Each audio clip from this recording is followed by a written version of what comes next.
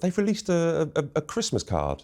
I think there's 6 or 8 photographs on this card. Six to tell the story of the year. There's pictures of the children as well from behind. What do we make of the Sussex Christmas card? Well, the first thing I noticed was the words at the top, which was on behalf of the office of the Duke and Duchess of Sussex, Prince Harry and Meghan, which was very odd phrasing to me. It didn't seem very personable. It didn't seem like it was from Harry and Meghan themselves. It sounds to me that somebody in their office thought, oh, maybe it's a good idea to send their Christmas card. I see what they were trying to do. The 6 photographs were kind of almost like a review of the year. There was one from their Nigeria visit. There was one from their Colombia visit, one of Meghan hugging children, one of Harry hugging somebody in a hospital bed as well, and then the one which perhaps has been talked about the most, the 2 of them with their 2 children from behind. And that shows that, I think it emphasises that they aren't doing things perhaps the complete royal family way, because unlike William and Catherine's children, we see them at regular intervals each year, whereas I think the last official photograph of Lilibet, for example, was on her first birthday in 2022. Well, they are kind of following royal protocol in many ways. I mean, it was something that they wanted to leave behind, but we've had 2 tours this year, and then we've had a family Christmas card. Who else does that? It's the King and Queen, William and Catherine, and the Sussexes. We don't have Sarah Ferguson and Duke of York putting out a Christmas card, but you know, well, I thought they certainly used to. Did they? Exactly. Well, I thought they'd left this kind of royal protocol behind, but seemingly not. Well, I was speaking to Kinsey Schofield, the royal podcaster, recently, and she suspected, and I perhaps can see this could have some legitimacy, that whatever PR advice Harry and Meghan have got, they have said to them, you need to keep some kind of royal link, because that is what gives you importance. Because otherwise, what have you got? You've just got somebody doing a cookery show or having a lifestyle brand like everybody else has in Hollywood.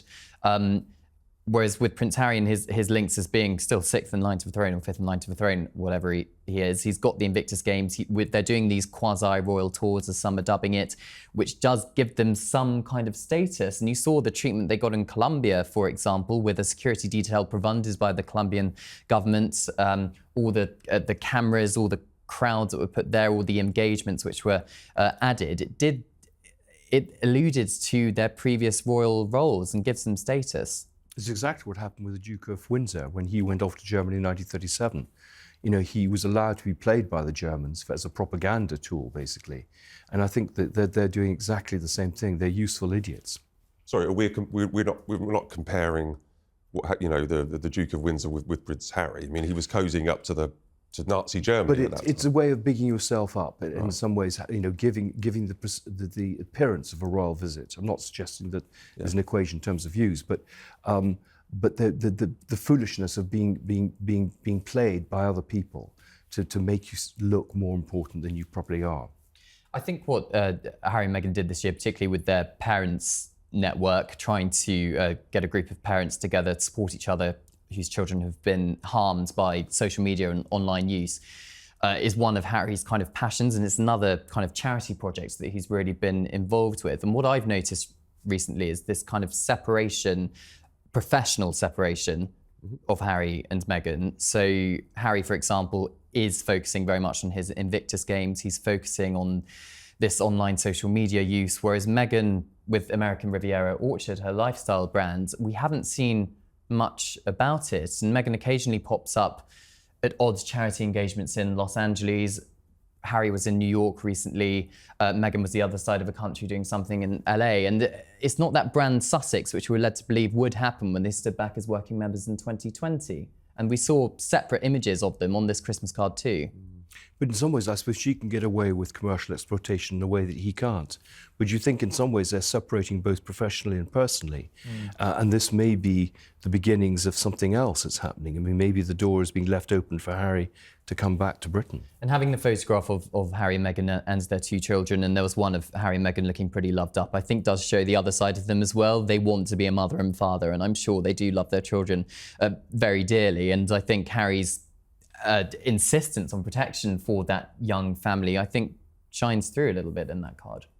Andrew's brought up this idea of we talked about it quite a lot this year, about Harry potentially wanting to come come back.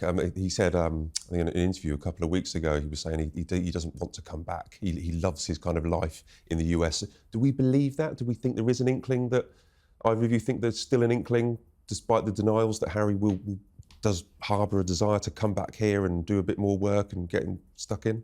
Well, he spoke to the New York Times very recently in the last couple of weeks, and he insisted he loves his life in America and was going to stay in America. I can't see why he would come back as long as he has the finances to support him.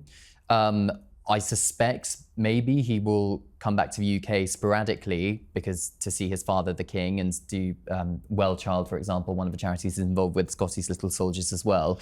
But he still insists that until this deal with he's suing the Home Office over his security. Until that's sorted out, I don't see him bringing Meghan or his children over. Totally. Which royal has had the most successful year? Well, I think William, in some ways, he's really, I mean, given all the pressures on him and clearly personal challenges, I mean, he, I think, has really grown in the space of the last year, you know, and one can see him as a future monarch. So, you know, we look at all the people around him, but he's the key person with Catherine, and I think he's emerged as a very substantial figure. I think it was a challenging start of the year for Prince William, but I think as we come to the end of 2024, I think you're right, it has been quite successful for him. He's obviously supported his wife and children. He's balanced his time between being a father and a husband with being a very senior working royal and future king. So start of the year being a husband and then obviously going off to Cape Town for the Earthshot Prize, where we were both at, focusing on that. He seems very relaxed. He seems very into championing the cause of climate change and finding solutions to repair the planet. But also I think meeting Donald Trump earlier on this month was particularly telling in Paris, because it shows that power of soft diplomacy, that global statesman that Prince William is really developing into. So I think it will be interesting to see how he gets on next year when Trump is president. So do you agree that William's had the most successful year, or do you have another candidate to put forward? I would say maybe the Princess Royal, Princess Anne as well. Another one very similar to Sophie, who just gets on with it. And she had a little blip where she was either kicked by a horse, she doesn't really know herself because she got concussion. Apart from that small incident, she just kept calm, carried on with all her various engagements. I feel sorry for the horse. Yeah. I really do. I wonder what's happened to that horse. He's probably gone and had some stiff words. You know, you wouldn't want to be the horse that kicks Princess Anne, do you, or that causes her that injury. No. Which royal, actually, you may have already answered this, but which royal would you have liked to have seen more of this year? The Princess of Wales, but for obvious reasons, we weren't going to see more of her. But I think every time she goes to an engagement or every time she appears at something or champions a cause, I think people really listen. And I think it was a shame because I knew she had a lot of plans this year before her health issues with her early childhood work, and there was going to be more ramping up of that, and we didn't see any of that materialise, so it would have been nice to have seen her more.